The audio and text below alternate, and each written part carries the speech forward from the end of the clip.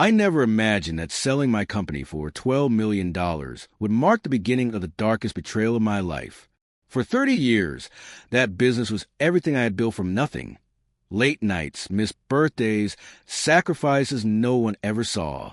When the deal finally closed, I felt relief, not greed. I planned a quiet life, fewer responsibilities, and more time to breathe. My family congratulated me, especially my nephew, who had worked in the company for a few years and often called me his role model. I trusted him completely. That trust is what almost destroyed me. It started subtly. One evening, while reviewing the sale documents at home, I received a call from my nephew. His voice was calm, almost rehearsed. He congratulated me again, then casually mentioned how complicated post-sale finances could be and how someone younger and sharper should probably help manage things. I brushed it off as concern, but then he said something that stayed with me. You should probably let me take care of the remaining accounts. It'll be easier for everyone. Something about the way he said it made my stomach tighten. The next morning, my former executive assistant called me in a panic. She asked if I had authorized changes to certain holding accounts linked to the sale. I hadn't. When she forwarded the emails, my hand began to shake. They were sent from an address that looked like mine, almost identical, but the forwarding IP traced back to my nephew's city. Attached were draft documents redirecting future payments, royalties, and deferred bonuses away from me and into a newly created trust. The trustee's name stopped my breath. It was my nephew. In that moment, confusion turned into disbelief, and disbelief turned into a cold, burning realization. This wasn't a misunderstanding. This was theft, carefully planned, legally disguised, and executed by someone who shared my blood. As I dug deeper, the picture became uglier. He had contacted third parties, spoken to advisors, and positioned himself as a logical successor managing my post-sale affairs, all without my knowledge. I felt humiliated, not just as a businessman, but as an uncle who had once defended his boy in family arguments, paid for his education, and opened doors for his career. That night, I didn't confront him. I didn't shout. I didn't warn anyone. Instead, I sat alone in my study, rereading every document, every email, every clause he tried to manipulate. Anger was there, but stronger than anger was clarity. If he thought I was old, tired, and careless, he had made a fatal mistake. I realized something important. The same patience that helped me build a company from scratch could now help me dismantle his entire plan. I made a single phone call, not to accuse, but to listen. A lawyer I trusted quietly confirmed my worst fear. He's positioning himself to legally drain you, she said, but he's left fingerprints everywhere. That sentence changed everything. By sunrise, I had stopped feeling like a victim. I began documenting, organizing, and waiting. I knew this wasn't a fight that would be won with emotion. It would be won with timing. And when the truth finally came out, it wouldn't just shock my nephew. It would expose him to everyone he thought he had fooled. The morning after I confirmed the betrayal, I knew I had to move carefully. I couldn't let my nephew sense even the slightest suspicion, or he would cover his tracks. Every word I spoke in family conversations, every gesture had to be neutral, even supportive. I maintained a calm exterior, congratulating him on minor achievements in the company, laughing at jokes that once irritated me, all while my mind raced with strategies. My lawyer advised patience. Let him make a move, document everything, and don't confront him yet. Evidence is everything. That became my mantra. Over the next few days, I began tracking every financial communication, every contract he touched, and every meeting he arranged. I even requested copies of internal audits under the guise of curiosity, making sure nothing would alert him. At the same time, I quietly reached out to former partners and employees who still respected me. Through them, I confirmed a shocking pattern. He had been subtly undermining my post-sale agreements for weeks, planning ideas with advisors, creating small loopholes in the paperwork, all designed to redirect funds without triggering alarms. The magnitude of his audacity made my blood boil, but I had learned early in life that anger was a tool, not a weapon. I needed cold, calculated moves. One evening, I invited him over to my home under the pretense of reviewing long-term investments together. He arrived, smiling, unaware that I had set up a hidden recording device and had my lawyer on standby. As he casually discussed his plans of managing the accounts, I allowed him to speak freely, asking just enough questions to elicit clear admissions. The trap was set perfectly. Every time he mentioned altering a clause, redirecting payments, or using legal loopholes, the microphone captured every word. Later that night, I reviewed the recordings with my lawyer. Every single unethical suggestion, every attempt to manipulate funds, was documented. It was beautiful in its clarity. The evidence practically wrote itself. While somehow I confronted him immediately, I understood the power of timing. Let him think he was winning. Let him operate with confidence, believing he had outsmarted me. Behind the scenes, the counter-strategy was being built meticulously. I also began compiling a list of witnesses, former employees, advisors, even minor contractors who had been involved in small decisions, all of whom had seen irregularities. Each person was approached discreetly, reassured confidentiality, and prepared to testify if necessary. The combination of documented evidence and human testimony was my insurance. Days turned into a week, and my nephew began growing bolder, unaware of the storm brewing just beneath the surface. He scheduled meetings, sent emails, and even bragged about his supposed control over post-sale processes. Every step he took was recorded, every message saved, every plan logged. And then the turning point approached. My lawyer and I developed a presentation, not for a court yet, but for the moment when we would reveal everything to the stakeholders who trusted him. It would be precise, undeniable, and humiliating. The thought of seeing him exposed after so much deceit sent a quiet satisfaction through me. I didn't celebrate. I didn't boast. I prepared. Every night, I reviewed our strategy, refining angles, confirming timelines, and ensuring that when the moment arrived, it would be flawless. The betrayal that had initially crushed me now fueled a determination I had never felt before. I wasn't just defending my legacy. I was orchestrating a lesson that would last a lifetime. And all the while, I maintained appearances, the calm uncle, the relaxed former CEO, the man who had sold and moved on. But beneath that facade, the plan for perfect, undeniable revenge was coming together, one calculated move at a time. By the second week, my nephew's confidence had crossed into arrogance, and that was exactly what I needed. He began treating me like a retired relic, polite but dismissive, as if my role in the company had ended the moment the money hit my account. At family dinners, he casually referenced my systems and my advisors, subtly positioning himself as the authority. Each time he spoke, I nodded, smiled, and said nothing. Silence, I had learned, makes people reckless. Behind the scenes, the evidence pile was growing faster than I expected. Bank records showed attempted authorization changes. Email chains revealed pressure tactics on junior advisors. One message stood out painfully. He had written to a consultant, claiming I was not mentally sharp enough anymore to manage complex finances. Reading that line hurt more than the attempted theft. It wasn't just greed, it was disrespect. That was the moment I decided this wouldn't end quietly. I scheduled a private meeting with the financial firm handling the deferred payouts from the sale, presenting it as a routine check-in. When I arrived, the mood shifted immediately. The compliance officer closed the door and lowered his voice. "We were hoping you'd come," he said. He slid a folder across the table. Inside were flagged transactions, unauthorized inquiries, and internal notes questioning my nephew's involvement. They had suspected something, but without my confirmation, they couldn't act. I told them everything. Slowly, clearly. I showed them the recordings, the emails, the forged address, the attempted trust setup. By the end of the meeting, the room was silent. The officer finally said, "This is serious. We'll freeze any changes immediately." That single sentence felt like oxygen returning to my lungs. Still, I wasn't done. I wanted accountability, not just protection. Over the next few days, my lawyer initiated a quiet forensic audit. No lawsuits yet. No accusations. Just truth, uncovered layer by layer. The results were devastating.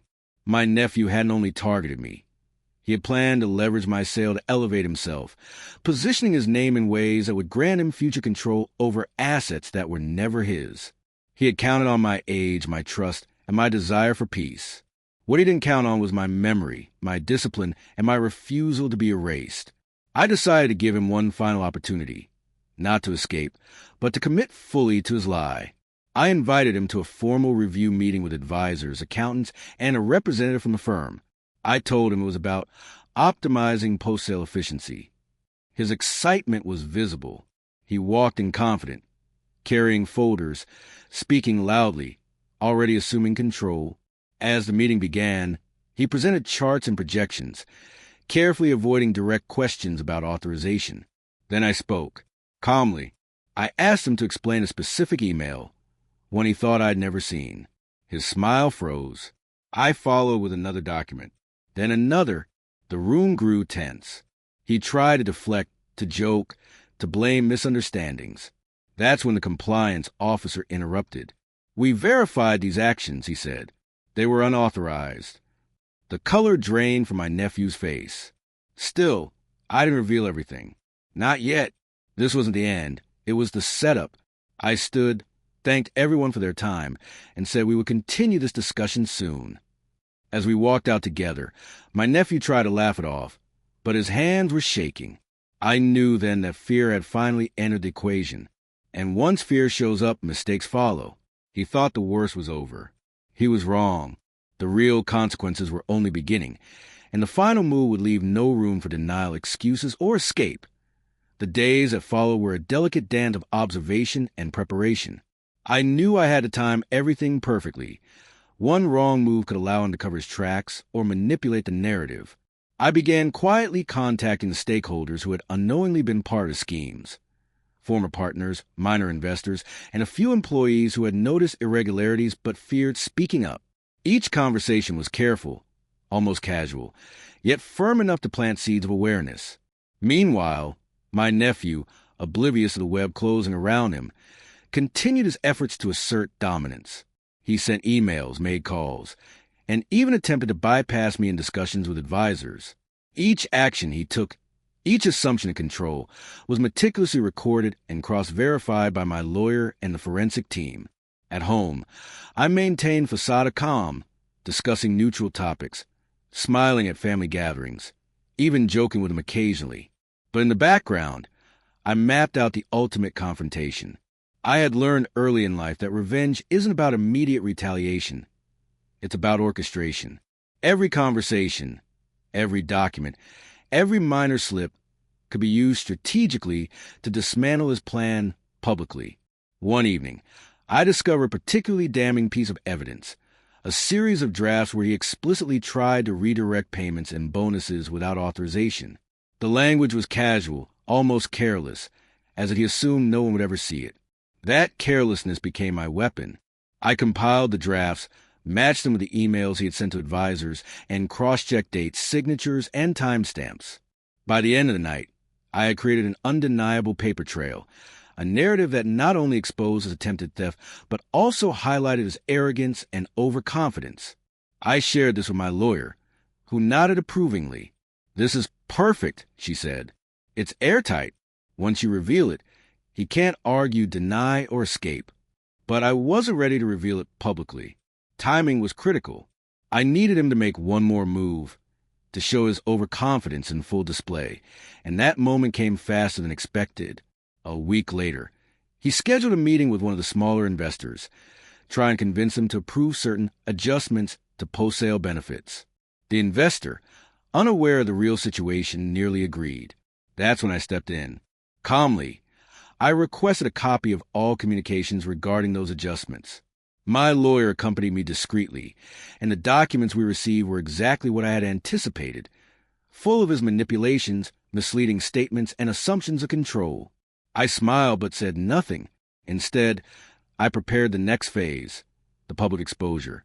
I coordinated with the investor to arrange a meeting where the discrepancies would be openly discussed, and I invited a compliance officer and a few key advisors to witness it. My nephew, confident as ever, walked in ready to present his version of events, unaware that every word, every claim he made would be countered by real, documented evidence. That day, I realized the true power of patience and precision. My revenge wasn't about confrontation or yelling. It was about timing, evidence, and psychological advantage. He would soon understand that underestimating me had been his gravest mistake. And when the moment of exposure came, the humiliation would be complete, a lesson in betrayal, trust, and the consequences of greed. The day of the exposure arrived like a storm I had been patiently brewing for weeks. I arrived early, my lawyer and the compliance officer already in position, and the investor waiting with cautious curiosity. My nephew walked in, beaming with confidence, carrying folders, charts, and spreadsheets, fully convinced he was a mastermind of the post-sale operations. I greeted him warmly, as if nothing was wrong, letting him bask in his false sense of control. The meeting began with him presenting his strategy, outlining projected payments and adjustments, emphasizing his so-called careful management. I let him speak uninterrupted, nodding politely, interjecting only at neutral points, all while carefully observing his body language. Then I decided the time had come to strike. Calmly, I asked him to explain certain discrepancies in the documentation, emails he had sent to the advisory team, drafts he had edited, and the unauthorized trust he attempted to create. His confident smile wavered slightly, but he continued to speak, fumbling occasionally. I played my part perfectly, asking measured questions and pointing out inconsistencies without emotion, letting the document speak louder than my voice ever could. My lawyer subtly displayed the recordings, the time-stamped emails, and the flagged transactions to the compliance officer and the investor, ensuring that every piece of evidence was visible and undeniable. My nephew's color drained as each layer of his plan unraveled before him. He tried to deflect, to explain away minor errors, to charm his way through, but was hopeless. The meticulous audit, the witness confirmations, and the recordings formed an airtight case, a narrative he couldn't dispute. At one point, he leaned forward, whispering to me, This isn't fair," but there was no room for fairness in calculated betrayal. Every misstep he made, every casual attempt to manipulate, had been anticipated and documented. The investor, initially unaware of the full extent of manipulation, turned to him with a mixture of shock and disappointment. "We verified these actions," the compliance officer said. "They were unauthorized and misleading. Control cannot be granted to someone attempting this level of deception." My nephew froze, realizing for the first time the magnitude of his mistake. His arrogance crumbled in real time as he assembled witnesses, documents, and professionals exposed every facet of his plan. I remained composed, almost serene, letting the humiliation and the consequences sink in. This was the culmination of patience, strategy, and careful orchestration. No yelling, no confrontation outside of fact, just truth, undeniable and devastating. After the meeting, I gave him a final chance to acknowledge his actions, but he remained silent, his pride shattered. I realized in the full power of calculated revenge, it wasn't the initial betrayal that mattered, but how you responded, with precision, patience, and unshakable control. That evening, I sat alone reviewing the day's events, feeling a complex mix of satisfaction and reflection. The lesson was clear. Betrayal, especially by someone you trust, cuts deep, but careful planning, calm strategy, and undeniable evidence ensure that justice is not only served, but savored. My nephew had underestimated me, assumed my generosity and patience were weakness, and paid the price. And while the confrontation was over, the ripples of his exposure would continue to serve as a warning, a permanent reminder that deception and greed have consequences far beyond what the deceiver imagines. In the aftermath of the exposure, the atmosphere at home and in the business world shifted dramatically.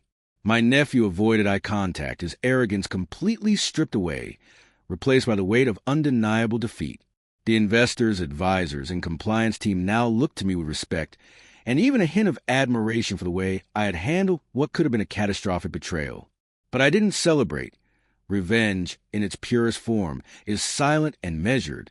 I focused instead on repairing and securing what I had worked so hard to build.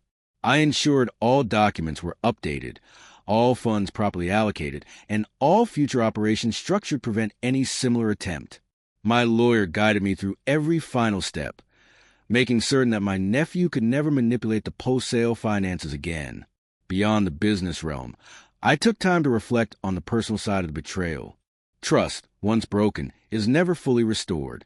I had to redefine my boundaries with family, particularly with someone I had once considered not just a relative, but a protege. I established clear lines, financial, legal, and emotional, ensuring that while blood ties remained, there could be no repeat of such audacity. In private moments, I allowed myself a rare smile, a recognition that patience and strategy had prevailed over deceit and arrogance. The lessons were profound. Never underestimate the power of observation. Never ignore instinctive unease. And never let emotion override careful planning. Word of the exposure spread quietly through our circle, and I noticed subtle shift in behavior among extended family members.